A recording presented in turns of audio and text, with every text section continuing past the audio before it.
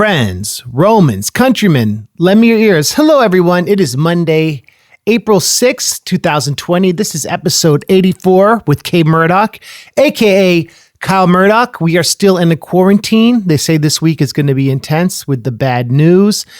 And I hope everyone's okay, washing your hands. You know, I think it's like, I'm really grateful to be able to keep making music, keep making content, and have such an amazing fan base. And thank you all for, mitigating some of the stress right now so my family and I can keep doing what we're doing. I know you're all going through stuff, and I want to let you know I'm thinking about you. If you want to hit me up on Twitter or message me and you need some encouragement, I am here for you. Everything will be okay, but this is like unprecedented and difficult and hard, and I feel y'all. And that's why I feel like these, long form media is important, because it connects us, it reassures us. And that's why I'm still doing the podcast and still doing all my other projects.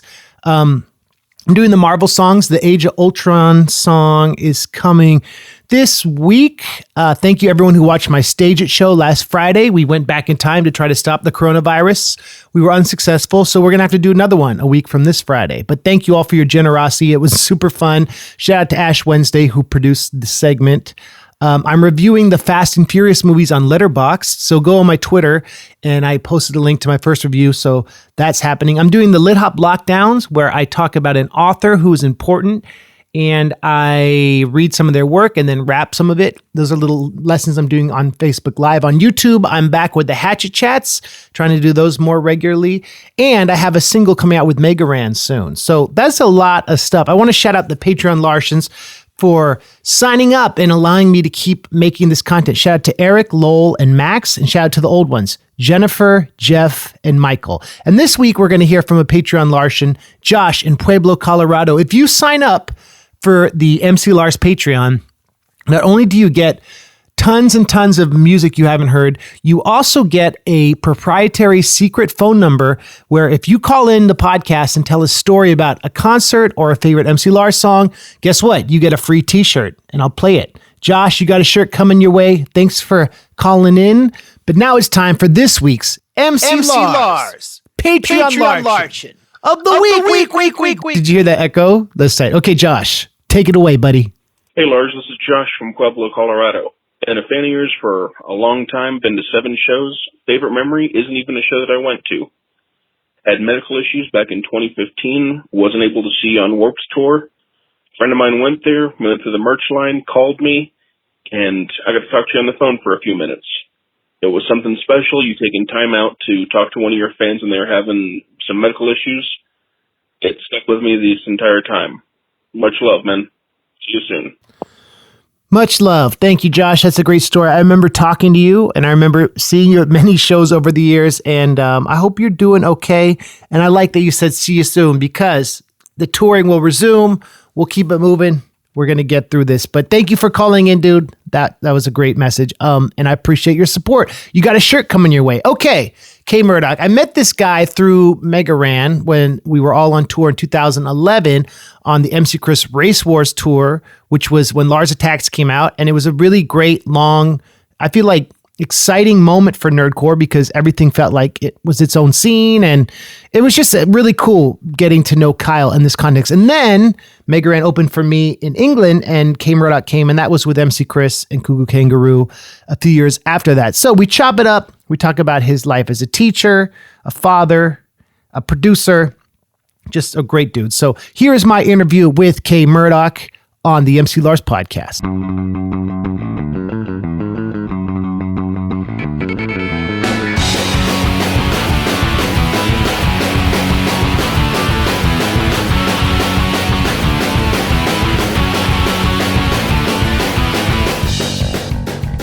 Ladies and gentlemen, today on the podcast, we have a man I've known almost a decade, Kyle Murdock. K-Murdock, what's up, man? Hey, what's up, Andrew? Excuse me, Lars. I feel bad. Like, I always do this. I talk to people and call them the government, and people are like, dude, like no one knows that. Like you're supposed to stay in character. So Sometimes when I'm with Mega Ran at merch, I'll call him his government name, and he'll be like, "That's confusing." I used to do the opposite. I used to always say Rand, and he's like, dude, you can call me Raheem. And I was like, it's just confusing because, in front of fans, I can't say Raheem. I don't want them to think they always have that ability to do so. I don't know. It's weird, but To call him that too. yes. If I don't know someone that well and I'm just meeting them for the first time, like at merch or something, and they're calling me Andrew, I'm like, it's like forced familiarity, and it's a little annoying. Like I bet people calling you Kyle who you've never met.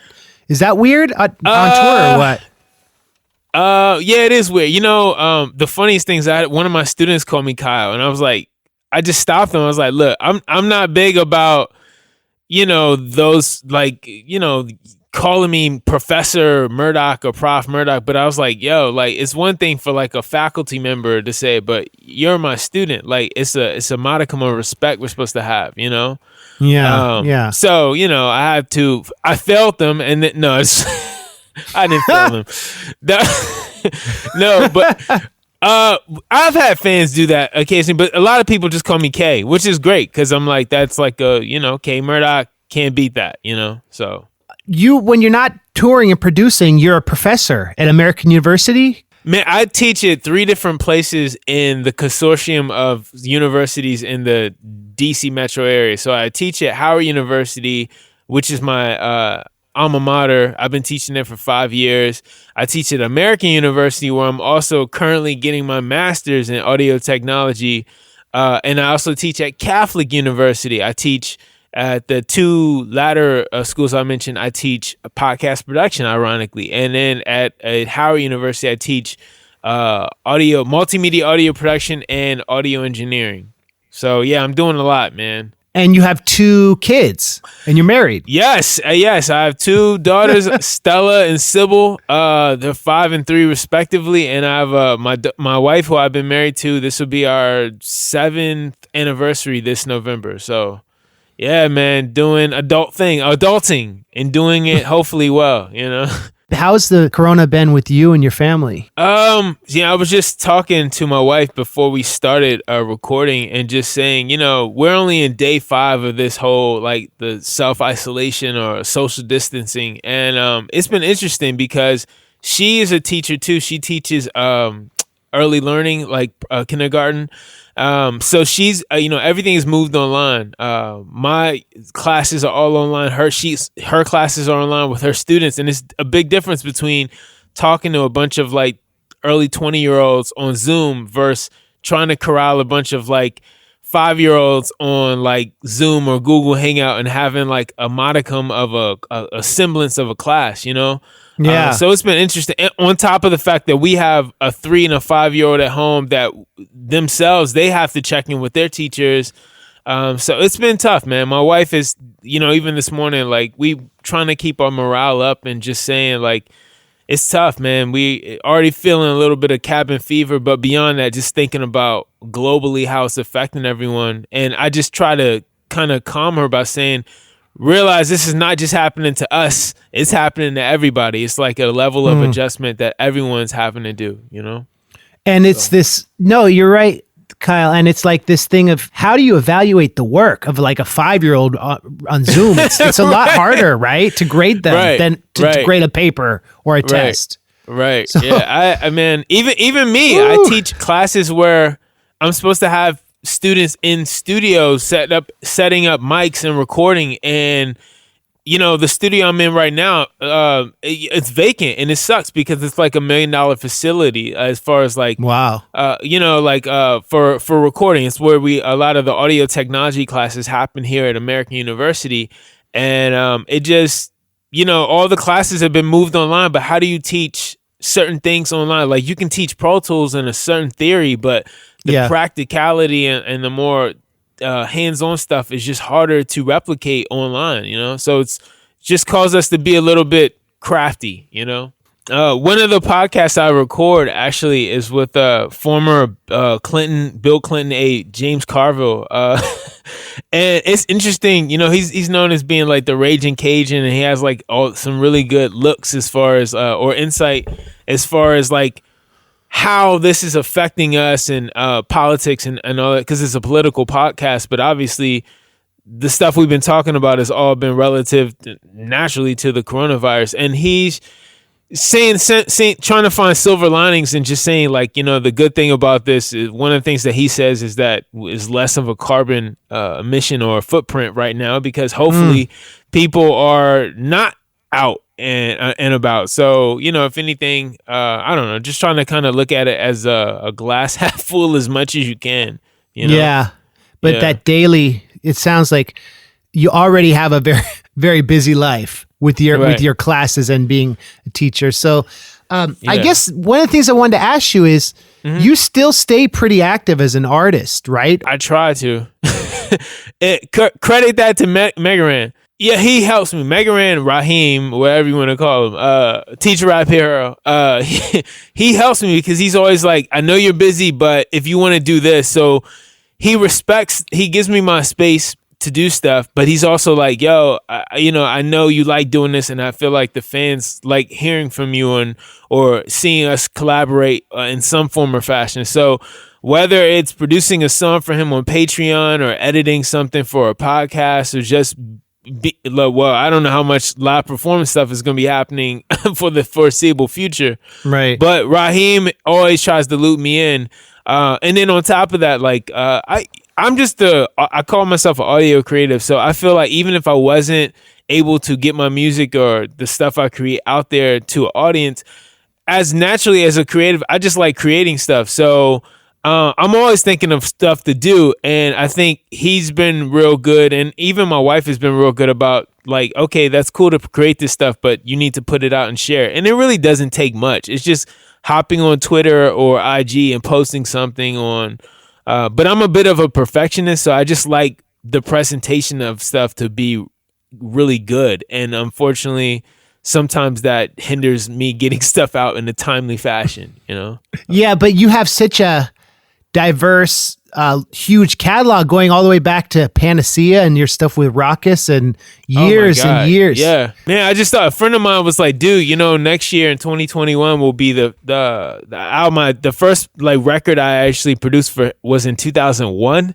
And he reminded me that next year, that's 21 years. And I was like, dude, like, I feel old you saying that. I was fresh out of college, right? Just getting my chops and stuff. But it's crazy. So he's like, let's redo the album. And I was like, that actually is not a bad idea, because it'll sonically, hopefully, sound way better, you know? So, because I just learned a lot, you know?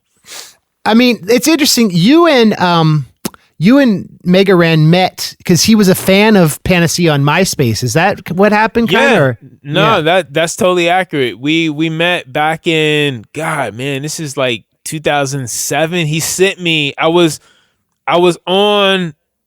a fan of Panacea, but I also had a radio show, an underground hip hop radio show on XM Radio, now Sirius XM Radio, called Subsonic. And he submitted music to it. It was a pretty big show, so we used to get stuff submitted. So he sent me 2 CDs, Raheem did. He sent me The Call, which was definitely in like the line of the stuff that in line with the stuff we were playing. And he also sent me Megaran.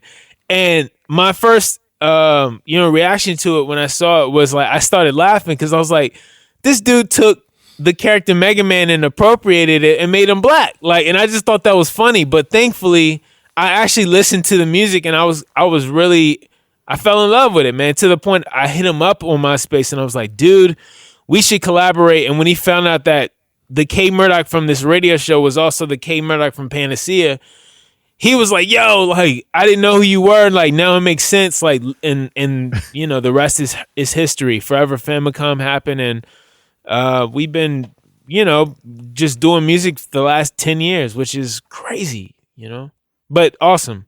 You connected in a virtual space, right? Like that's dope. Yeah, man. Yeah, it was all through MySpace.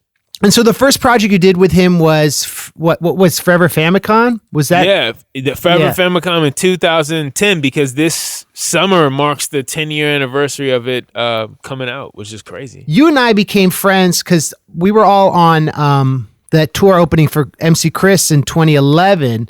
Dude, can you believe that was 9 years ago? Yo, yeah, the Race Wars tour. And I have to preface that whenever I tell people, I said I was on a tour called Race Wars. I was like, no, I meant like car race, not like like a racial, like, even though in this day and age with our president, that could, badoom. Hey, we had us, and then Warrock, rest in peace to his career.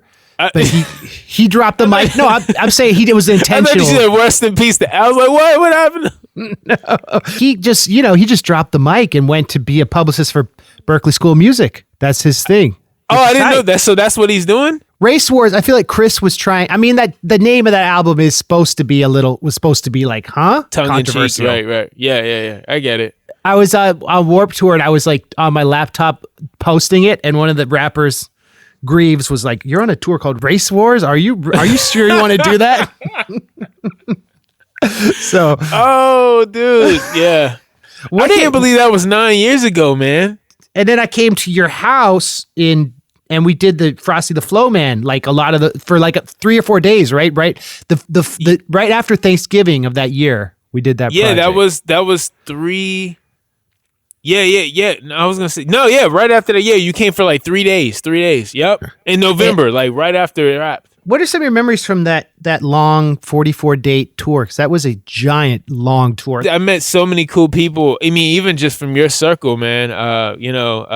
JTL and I mean, you had a great Russo. Mike and Russo. And then even beyond that, I mean, Eugene, and obviously really got to be even closer with Raheem. And anyway, Niles, Tribe One, and of course, Chris. Let me see.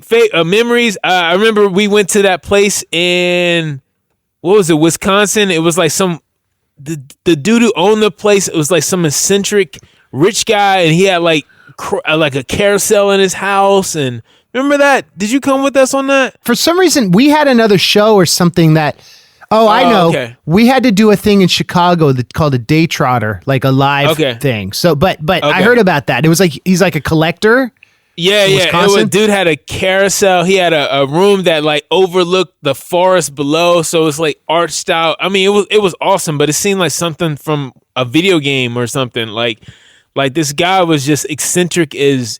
I don't know if I can curse, but Anyway, I definitely remember the guy. We had some interesting. We had another gentleman who started the tour with us who didn't quite make it that long in the tour. We were driving I had a Nissan Xterra at the time, and I put so many miles on that. I remember I've never had to do that.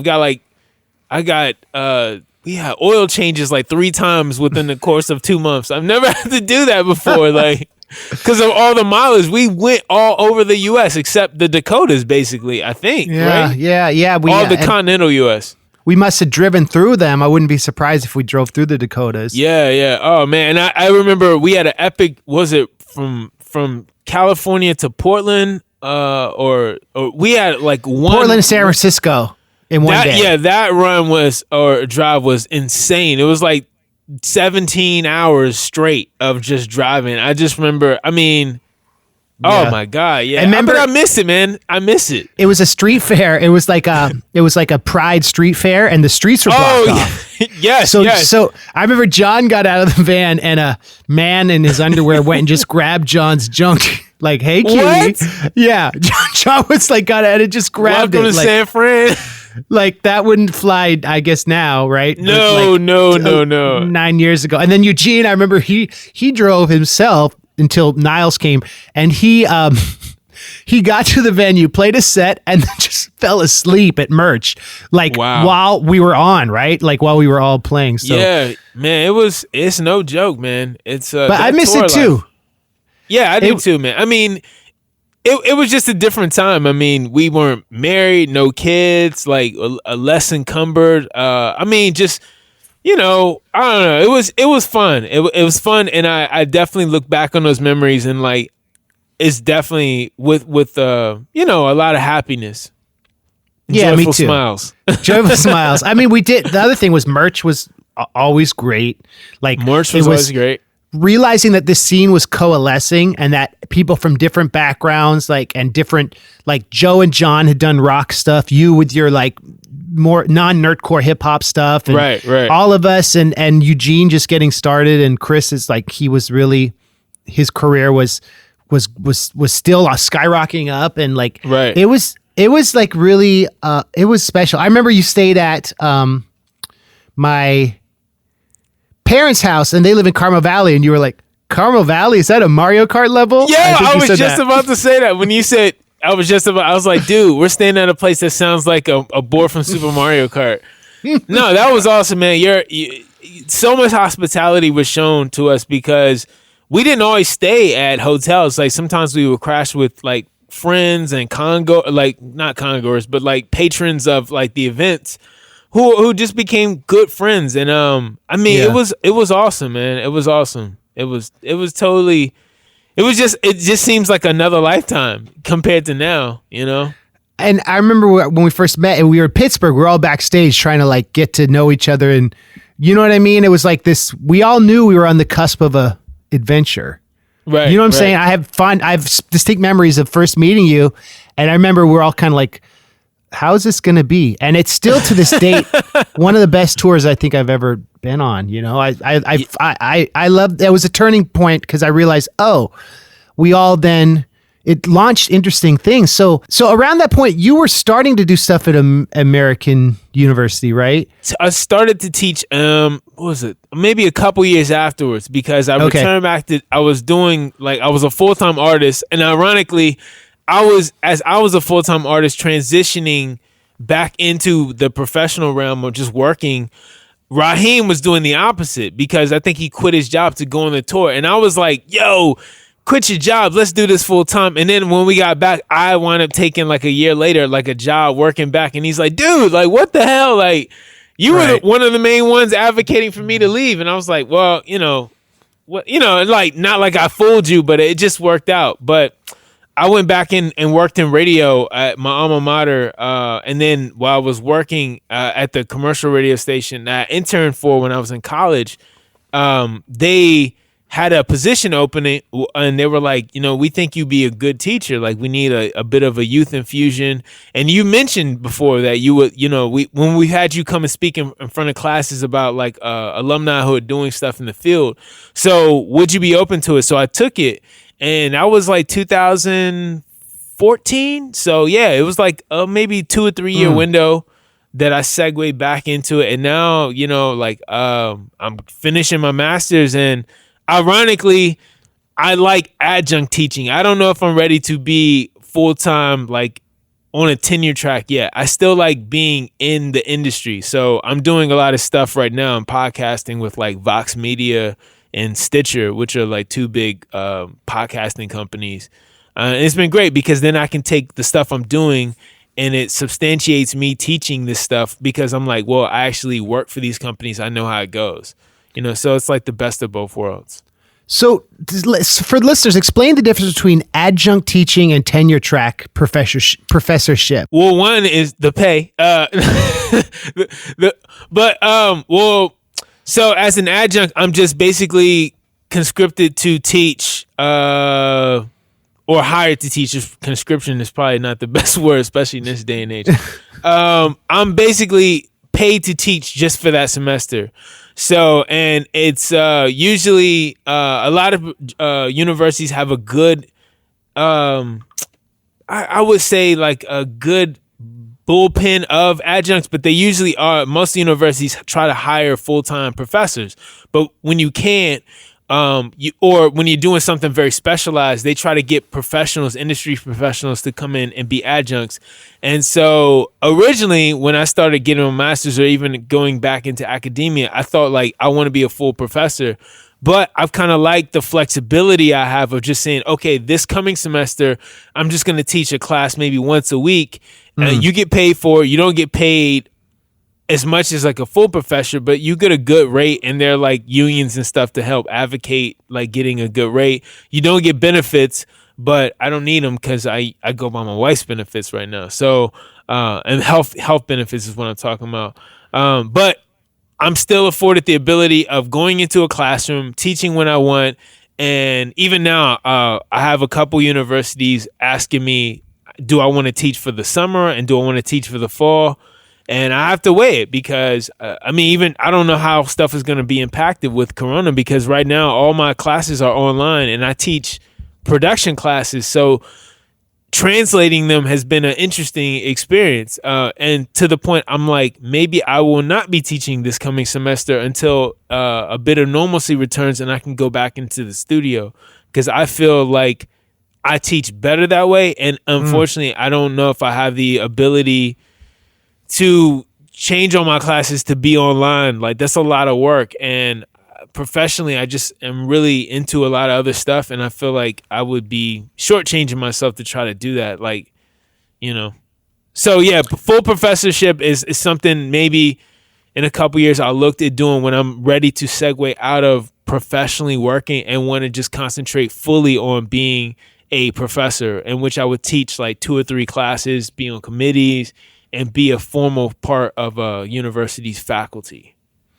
That's cool, man. I mean, it seems like the politics and the negotiation and the advocating for yourself you have to do in academia is not too dissimilar from the music industry. The marketing, the branding, the networking, the being on stage you're well suited for both of these fields, right? No, you're totally right. No, that's a great point, Andrew, because I feel like even now, like when I got asked to teach last semester, they were like, okay, well, let me see in academia, they want to see your CV, your curriculum vitae or whatever. But that for most people is a resume. So I'm like, well, I don't have a CV fleshed out with all my academic papers and stuff. But in a lot of ways, I can put like, I performed at PAX, I performed at MagFest, I've toured, because that stuff helps build or substantiate like when people want to pay me to come in and teach. And another guy who teaches here at American, he just comes and teaches once a month. He does it's kind of like a music intensive thing for 8 hours on a Saturday, 8 hours on a Sunday. We meet 3 times a month. And the reason why he can do that is because he's won 3 Grammys. He's won 3 Grammys doing music for Justin Timberlake and Shakira. So in a lot of ways, they're like, well, yeah, we'll bend for you because you have that credibility. And, whereas myself, I wouldn't quite be able to flex that because I haven't won any Grammys yet. So, I've done some cool stuff, but I feel like a Grammy is you can just put that. It's like dropping a mic. You can just put that and just walk away, Yeah, right. So it's like they want to be more flexible because it's good for their brand. Could you do a PhD and would you? And would it can it after? I know you're still in your master's, but is there a PhD track or a terminal? Is your master's a terminal degree? It's an MA, so it's terminal, but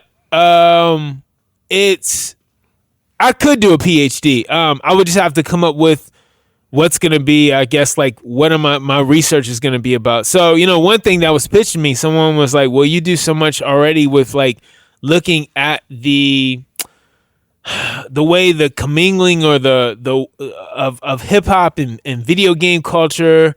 And they're like, you do these presentations at cons, why not just flesh that out and do like a super deep dive for your research and just turn and go after a PhD. And I was like, go, like first things first, I'm very one track minded and focused. So I'm like, let me just get the MA, which hopefully I'll have at the end of this year.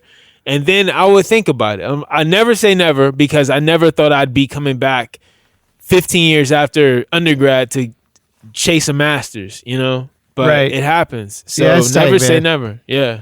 And so I'm sure being a professor, is it kind of subsidized the tuition a bit? Or your master's? Yeah. They were really cool about me coming into the program. And because I have such a unique thing, like I came into the program and then when they looked at my resume, they were like, well, hold up. I know you're in the grad program, but would you be interested in teaching some undergrad courses because you're more than qualified? And so as a result, they've awarded me with like a substantial amount of my grad school tuition is like taken care of, which is awesome. That's just awesome. Means I won't have to deal with Sally Mae for any longer or as long, And it means also that you are not having to work another job, it all ties in. You don't have to work a non-academic job. Not that you're not working, but I work a lot of freelance stuff, and I like that. I like being freelance. I kind of like this a la carte working thing I'm doing right now, where like I have a full-time, which I'm possibly transitioning out of to do more, like 3 or 4 different revenue streams. It's kind of like being a musician, right? So a revenue streams that, as long as they're in the wheelhouse of sound, which they all are, they substantiate me having one full-time job that, even though that's in sound adjacently too, it's not really as fulfilling. So I like being a freelance editor for like Vox and Stitcher right now. It's been awesome, and it keeps me in the field. It plays on what I do as far as what I teach, and it all kind of works and makes this cool ecosystem. And in lieu of the coronavirus stuff, because I already have a lot of the tech, the gear and the tech myself, my own versions of Pro Tools and everything, I'm able to work remotely. So it's cool. Like, even if I got to travel, which I'm not right now, I can still turn out stuff, which is awesome. So that's what's up. You have a very diverse skill set. Yes, man. That's why I just say, when people say, "What are you?" I say, "Man, I'm just an audio creative, like music engineer or music producer, audio engineer, sound designer." But I think the best way to kind of brand myself was just to say audio creative, because I've done it. I worked in radio. I've done music, podcasting. Now I'm doing a lot more stuff for post production for visual content. So yeah, like, sound is my wheelhouse, and as long as I'm in it, I'm happy. We did a tour a few years ago, UK, with Mega Ray. That was one of my other favorite tours that I owe you a great deal of thanks for, That was cool how that worked out, because it was during your spring break, right? Or right at summer? How on earth did we get you for that? It was spring semester usually ends here at most of the universities I teach at first week of May, and I think we started like the last week of April. So I managed to, because I knew it was going to happen in, I think, February, I got the word of March. I kind of was able to waive my final and just have my class do a final project. So that's how it happened. So even when we were touring, I think when we got to Wi-Fi, I would be listening to audio projects my students were like submitting, I had a good time, and look, and met some really cool. I met the guys from Cuckoo Kangaroo, man. So that was awesome. That was all because of you, and my daughters love them now. Like, shout out to Neil and Brian. And then you were at our show in Vienna, right? Jam and Java. We came to see you all. Yep. Well, that was tight. Stella, my oldest, really came to see Cuckoo, but I came to see you. Vienna's kind of near DC, right? South. Yeah, of DC? It's like maybe 30 to 40 minutes out. I mean, yes, it's close. So, where are you from? DC, Baltimore, or where were you born?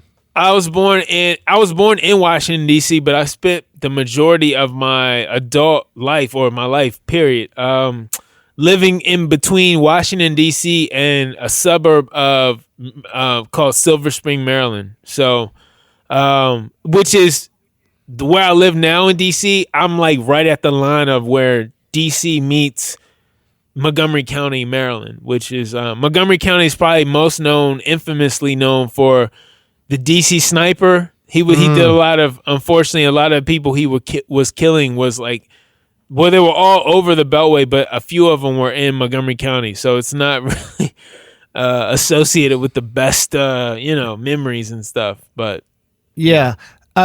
So Beltway meaning, because that refers to like the highway. Yeah, the Capital Beltway, as they call it, that connects like particularly DC, Maryland, and Northern Virginia, but also expanses out into like going up to New York and 95 North, and going south down to like Miami or Florida and Georgia and stuff. Is that whole thing called the Beltway? Yeah, well, the Capital Beltway is like a loop that runs around the city, but through those loops you can also exit out and, like I said, go north, go south, veer off and go to like West Virginia, veer off and go, it's not really, you can't go the other way, but you'd be running into the water, the Chesapeake. But but the Capital Beltway that most people think of, it refers to like the inner and outer loops that connect DC to Maryland and Northern Virginia. So I'm from I'm from Silver Spring, Maryland, a very popular county called Montgomery County. And yeah, man. And I've lived literally half my life there and half my life in Washington, D.C., which is where I attended like elementary school, college, which is where I teach now. All the universities I teach at are in Washington, D.C. What big hip hop acts come from DC or the DC area? Are there any like other artists you can think of? The biggest one that I think of, as far as maybe people might know now, is Wale, the rapper Wale. He's from Prince George's County. From DC. Well, you'll appreciate this as like like having like rock and punk background. The group Bad Brains, remember them? Yeah, they're from DC. Right. Who's known? There's a rapper named Odyssey who's real big, kind of big in that like on that J. Cole, Kendrick Lamar kind of vibe. He's from Maryland. I don't know. Go-go music is like a big thing that is like endemic to DC. Yeah. Yeah, man. Those would be the biggest artists, I guess, coming out of DC.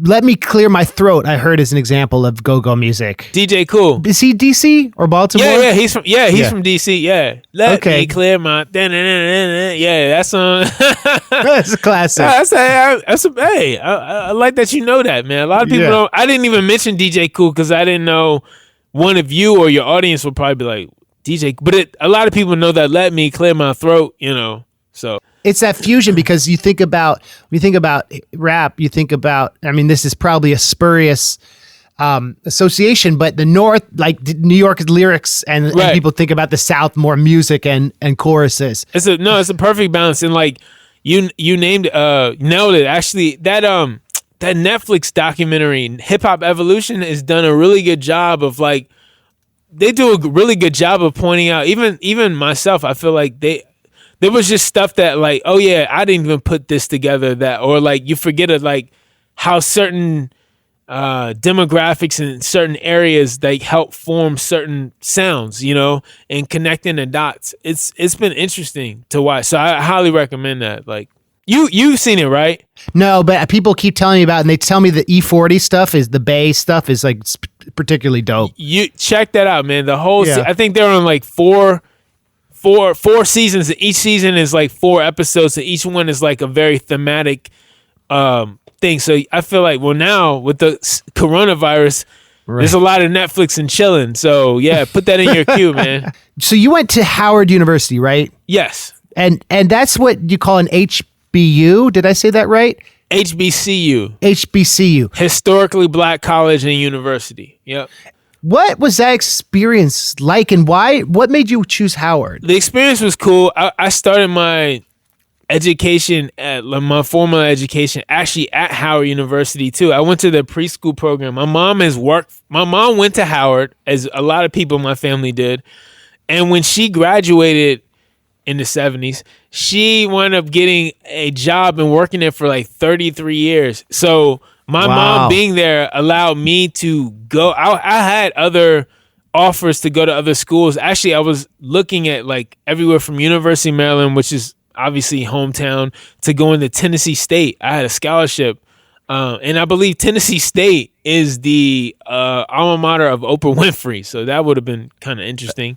That's cool. But I stayed local because going to Howard with remission of tuition, I didn't have to pay back. I took out some loans, but it was really just so I could avoid having to work, so I could just focus on my education and just like trying to get a job post school. And it worked out. But going to HBCU is cool. I think as a person who went to middle school and high school that was very cosmopolitan, like a melting pot, it was cool because it kind of like broke down the borders and normalized seeing things like all my friends are literally of different ethnicities. So one of my best friends is like Ethiopian, one is from El Salvador, one is from Guyana, one is from Vietnam, one is Jewish. So seeing people of different races, maybe even commingling or dating other races was very normalized. But going back to Howard was cool too, because as much as you think like that would be a disservice because I'm going from like a very melting pot or cosmopolitan situation to a very myopic, closed in, like generally more black students, it actually was cool because I got to just learn a lot more of culture and history that I feel like even in a cosmopolitan place as my high school, there was just a lot of stuff that I never knew about as far as like black culture and black in history that going to Howard really just made me, it just opened me up and it just made me more appreciative of that. So yeah, it was a very unique experience. And even now when I teach, I would love to be tenured or be a full professor at a HBCU just because I feel like it's very important for people who look like me and are of color to be able to kind of pay it forward and help out students, particularly in media, who it's still not as diverse a playing field. And I feel like if I can have a say in helping get someone another seat at the table, I've done my job. And I feel like being at HBCU is a very critical thing, like for me. It's very critical and very important. Yeah, it's a great way to explain it. Thank you, man. This is a huge question, Kyle, but what are ways people could fight racism? Just not like just, but I mean, well, yeah, just try to keep an open mind and realize that I think the one thing about this coronavirus stuff is that it's kind of making everyone it's leveling the play field in the sense of like everyone's kind of constricted to or having to go through the same thing. So it's like not like a black or white person thing versus coronavirus. It's like the human race at this point, right? Kind of all versus the coronavirus. That said, I can't be completely silly in thinking that like, or I would be remiss if I didn't say like, and my wife and I were talking about that, like particularly like kids of color normally who rely on going to school for maybe a reprieve or seeking solace from like not exactly the most stable homes, you know, or going to school because they rely on school to help feed them, or that's where they can access a computer. Like that stuff, thinking about that and knowing that their kids are locked at home who don't have this stuff afforded to them is sad to me. So that's why, you know, I mentioned that I want to try to do my part and help out by teaching at a HBCU. And no shade, like I would definitely be open to teaching other places. I'm just appreciative that anyone wants me to teach at all. But I know if I had my choice, I would want to teach at an HBCU. And I think that for people like you've always been very open-minded. And I think you do the one thing that I feel like most people I wish would do more is just listen. You've been always great at doing that, Andrew, as far as like whenever I'm able to share stories, I don't feel like you're waiting for me to finish so you can like jump in. You're just like listening and processing and then formulating your opinion and just keeping an open mind. And for that, I always say thank you. And I wish more people would do the same. But at the same time, it's one thing to just sit back and, you know, like listen to stuff and passively listen, but you still have to be, if you feel the need to be active and want to do something about it, feel so compelled, you should act on it as well, you know? But some people don't feel compelled. And I'd rather only people who I feel like really feel this is like an important thing are the people that should really make a move and try to help out. But, you know, just make sure your heart is in it. Don't just do it because it's like everyone's doing it. Like make sure you really understand and you really feel like this is something that a missive you want to get behind, you know? You put that really well. And I think like, try it. Yeah. And I think you must think about this stuff a lot. And especially as the world, you're right. I think the world, as we become more connected and aware of each other's humanity, and especially as we all fight this coronavirus, there's always this, like, I worry people staying home, they're interacting with less types of people and they might be more exposed to media stereotypes and stuff like that. So that's something I love. My favorite thing about being a musician is the people I've gotten to meet and collaborate with more than we all different, but music affects us all in a human way that's like pretty similar, and that's pretty powerful. And to teach that, you know what I mean? Like that's why I love, and also the universality of storytelling and stuff like that. Like these are things that remind us that we all have a lot in common, and it's cool. It's cool. Yeah, I think music, I mean, I might not have always been the best producer or making music that hopefully is somewhat timeless and that people want to listen to. But personally, what I've gotten out of it, I mean, aside from being able to support myself when I can, it's made me more of a worldly individual. It's kind of opened my eyes up, and I've been able to access places that I know most likely I would have never been able to access and go. And for that, I'm forever humbled and appreciative of the opportunities, because I know that stuff that's not afforded everyone. Raheem talks about that all the time, like guys that he sees when he goes back to visit certain friends in Philadelphia who have literally never left the state of Pennsylvania. And like, I'm like, man, the world is so big, dude. Even though now I feel like it's shrunken, but in a lot of ways, like, we're so connected, you know? So why not? Virtually connecting with someone is great in an experience, but it's something about going to a place and actually seeing it and feeling certain things that really lock in with you. And for that, I feel like music has done a great thing, and I'm super again appreciative of the those opportunities. That's tight. And speaking of connecting with a bigger world, you have the privilege of working with young people and staying, like, you'll always be young because you, for however many years you've been teaching now, 7 or almost 8? 7 or 8? About 6 or 7. Yeah, 7. Yeah. And what's it like working with young people? And does that like change your perspective on hip hop music and culture? And how is that?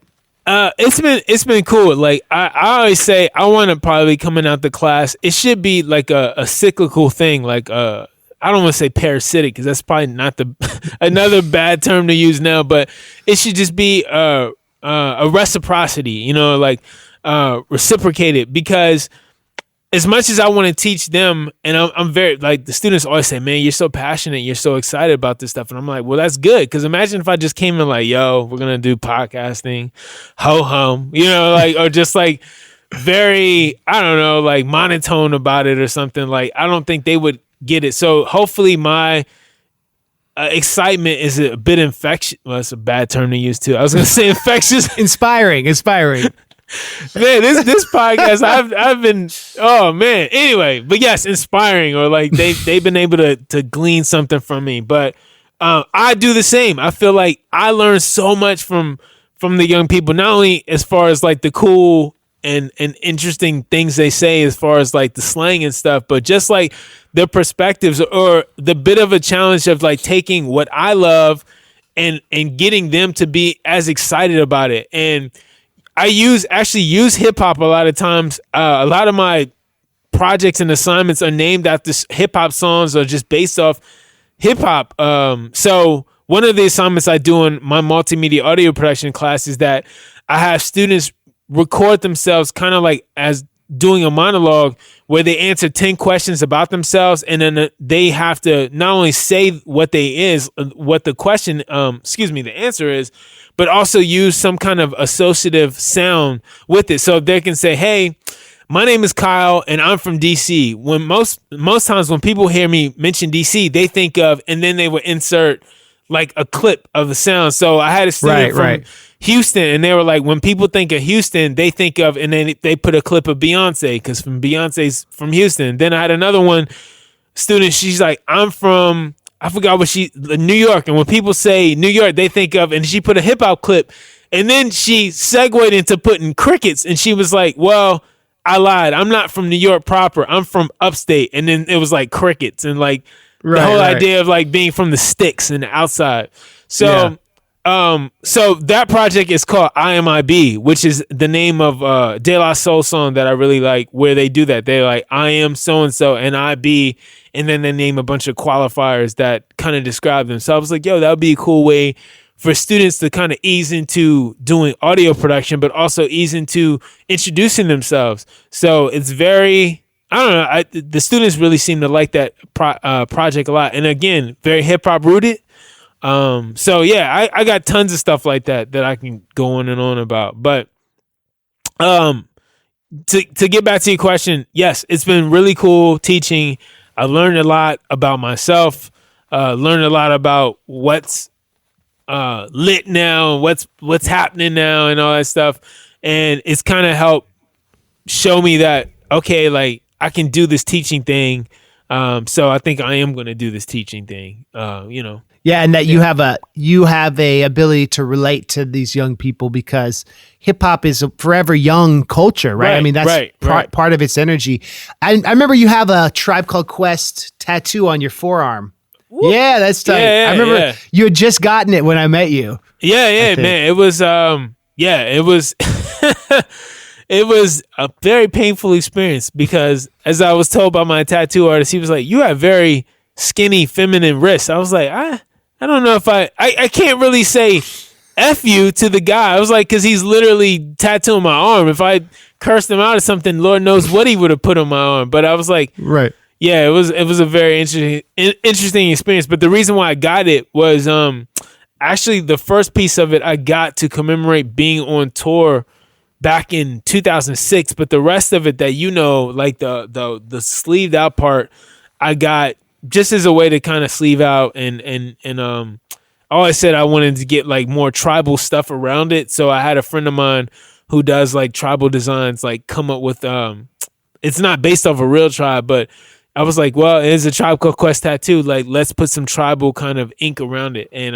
the rest is history, man. So do kids ever, if you're talking about tribe or referencing De La Soul and assignments, do you ever get a reaction like, oh, that's old school, that native tongue stuff is, or do they kind of, how is the reaction with that? Some students get it. Like some of them really are into old school. For them is Tribe Called Quest, whereas old school for probably me and you would be like Sugar Hill Gang or something. You know what I mean? Like Dougie Fresh, the Treacherous 3 and all that. But old school for them, some people for old school for them is like Outkast, old Jay-Z and like Outkast, Biggie. Yeah. Like I had a student a few years ago who came into class and he had a Nas Illmatic shirt on, and I said, "Whoa, Illmatic, man!" Like, I remember buying that on cassette tape or hearing that on cassette tape. And he looked at me. He said, "This album was made when I was born." I was like, "Wow."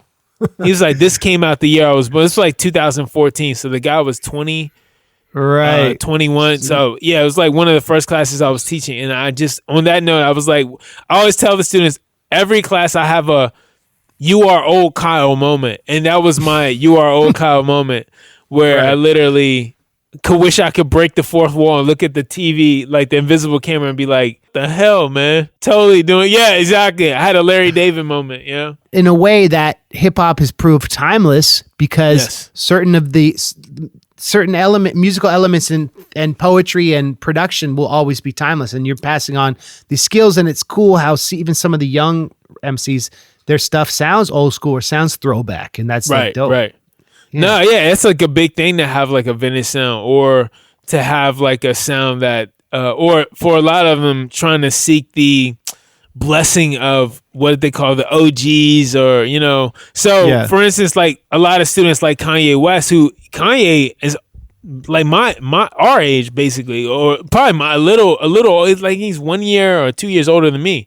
So anyway, but for them, they still like Kanye. Some of them view Kanye, like The College Dropout, is considered like a classic album or like old school to them, or they see Kanye and they're like, I was like, well, Kanye is an offshoot of A Tribe Called Quest, and they're like, oh, okay, I get that. Like, so it's like trying to make the connection, or fans who might get into Mega Ran, for them to get into Biggie and stuff that he grew up on, Tribe Called Quest, and fans who are able to like realize, when you realize your favorite rapper is influenced by these people, it makes that more accessible and interesting. Would you agree? Yeah. Yep. And it just makes a bridge. So we have like a commonality, a starting point for us to talk about, As we wrap this up, what is anything coming up you want to plug, or any ongoing things that you're doing we can talk about real quick?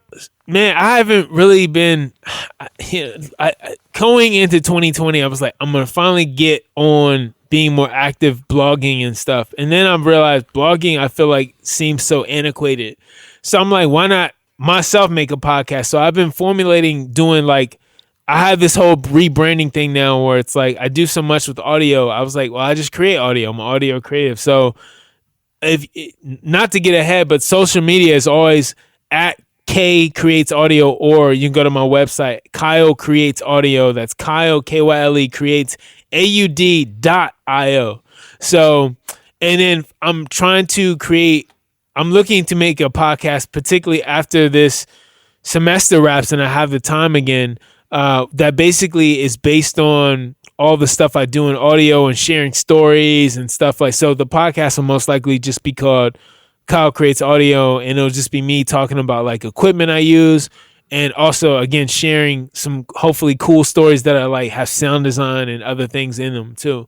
And I feel like that will be a cool way, something I want to promote. On top of the fact that I still produce music, I'm working on a bunch of like projects right now with people. I just haven't really been talking about them, just because I'm the type that like I don't want to talk about it until it's finished. And I feel like the little time the sliver of time I have to create and do stuff other than work, I'd rather be doing the work and then I'll come up with or get help later in promoting it, you know. But it will be out and people will hear about it when the time is due.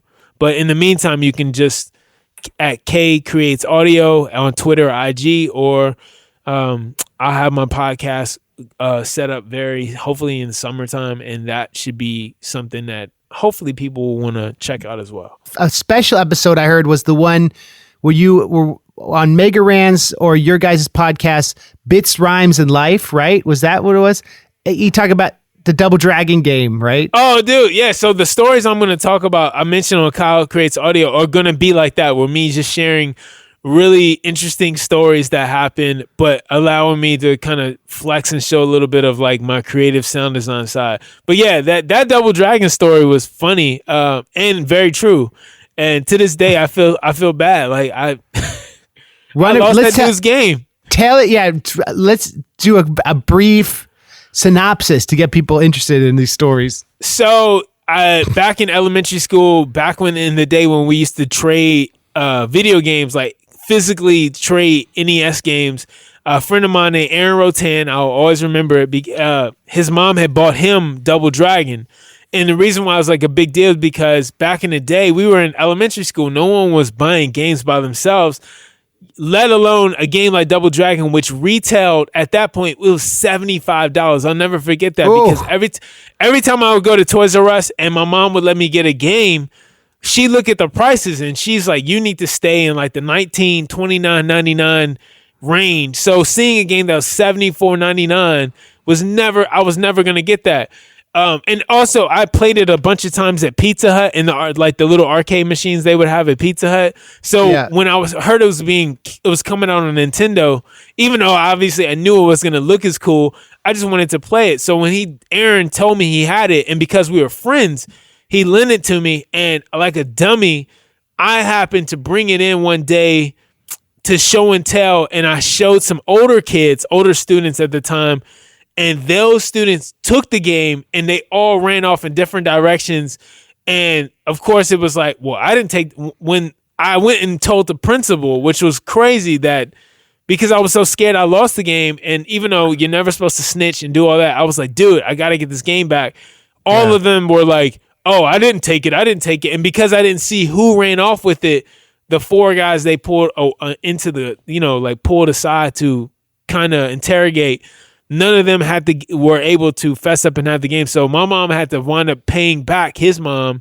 And it was just a mess. And I probably ruined my friendship with Aaron, and I will forever remember Double Dragon because of that. But if you listen to the old episode, it's a lot more funnier with a lot of like cool sound design trinkets and stuff. But it's a game about beating up and fighting, and these kids stole this game from you, man. Yeah. I know, yeah. And I'm lucky because those guys could have easily treated me like beat me up too. Like, cause I went to the principal and snitched on them. Like, not supposed to do that, man. Like, at all. Did your mom make you like do more chores to reimburse her? What a great mom to do that. Yeah, I have a great mom. I don't even remember. This happened when I was like 8 or 9. So it was like literally 30 years ago. Crazy. But yeah, I think my mom was just like, well, you ain't getting no new games. Like, like, so Yeah, it was bad. It was really bad. And I mean, I'm a Taurus. That's my astrological sign, and Tauruses are very bullheaded. We a lot of times don't learn like, oh, that's why you're not supposed to touch that because it hurts. As opposed to reading a sign, we're usually the types that have to touch it, or like actually interact.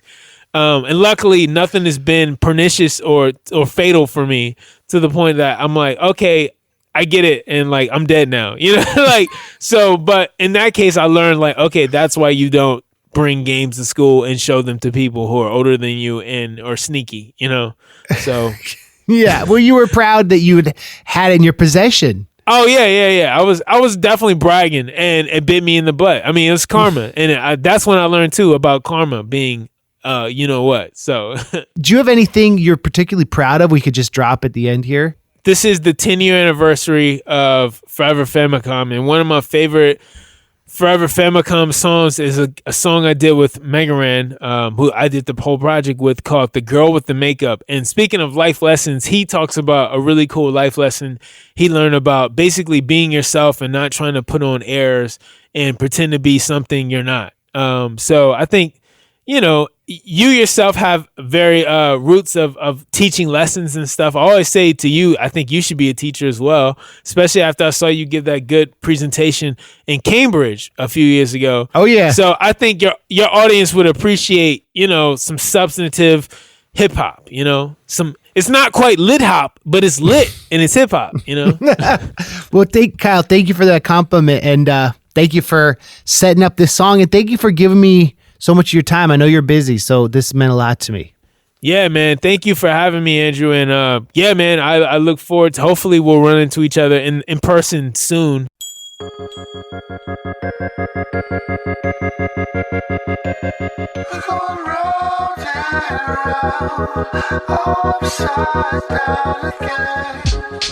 It got something to do with it got something to do with I used to make up sketches of the perfect companion, one with the right combo of passion and understanding. Out on the stoop we would make up games, spin the bottle, shoot for there, but I was way too lame. Till I met a chick in math class, her name was Dawn. The first girl I knew that put makeup on. Wanted to get with her, so I would make up lies, pretending I was getting money just like those guys on the ab. Hustle 9 to 5 to make up time. Only came to school once a week cause they was on the grind. Begged my mom for a starter jacket and got 4, cause I had mad deficiencies to make up for. So I started talking back to teachers and acting up. I would make up jokes and had a class cracking up, but I was only concerned with that one girl with the makeup. She made up my whole world. You see, we make love, we fight, then we lost, then we make up, undress and mess up your makeup. You see, we make love, we fight, then we lost, then we make up, undress and mess up your makeup again. It was a rainy day, I was supposed to walk home with the fellas, but I made up an excuse cause I saw Dawn with no umbrella. Although it belonged to my mom's, I gave it to her anyway. I was too shy to talk, so I started to walk away until you said, you might as well stay until the bus comes. now this the kind of situation the old me would run from. But I came back, put on my act, played it cool like them cats that was sitting in the back of the class. I cracked jokes about the people walking by, and she laughed. I was officially living a lie, cause I knew if she had known I was a geek that was from the streets but far from street, I ain't have a chance. Then the feeling started rushing like an avalanche. Bus was coming, so I just grabbed a hand, wrote my number in her palm with the big pen, and we've been going steady since then. You see, we make love, we fight, then we lost, then we make up, undress and mess up your makeup. You see, we make love, we fight, then we lost, then we make up, undress and mess up your makeup again. One day I showed up at the rest, decided I would surprise her. She ain't had no makeup on, I didn't recognize her. Had to make up an excuse cause I ain't have a spine. But I don't want a girl who's only pretty part-time. But she busted me, had the nerve to call me a hypocrite. Said she wasn't the only one lying, I'm no different. She knew that I was making up lies about hustling. Knew that I got my cool clothing from my mother. And the sad part is that she liked me for me. And I hid behind the very same insecurities that she fell for, trying to be something that I was not. She said I liked you way before the bus stop. Not only can we not hang together, I just gotta end it, yes, we could've gang together. So I guess the moral is work with what you got. Better to be hated for what you are than loved for what you're not. Make love and fight, then we lost, then we make up, undress and mess up your makeup.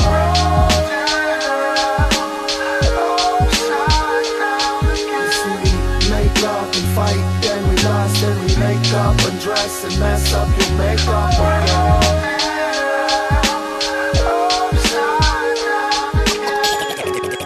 They got something to do with love, love.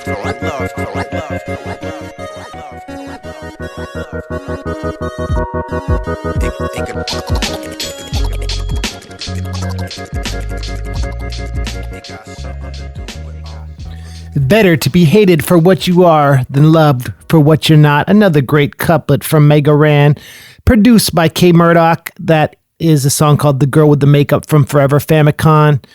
Thank you, Kyle. Next week, guess what? Guess who the guest is next week? You'll never guess. It's me. Mike Russo interviews me for the podcast. So I'm my own guest on my podcast. And that was Mike's idea because Mike's a great friend. So tune into that. I've got a lot of other great podcasts lined up. I'll talk to you all soon. Stay safe. Keep in touch. I'm thinking of you all. We're going to get through this. And thank you again for allowing me to have this platform. All right. Talk to you soon. Bye.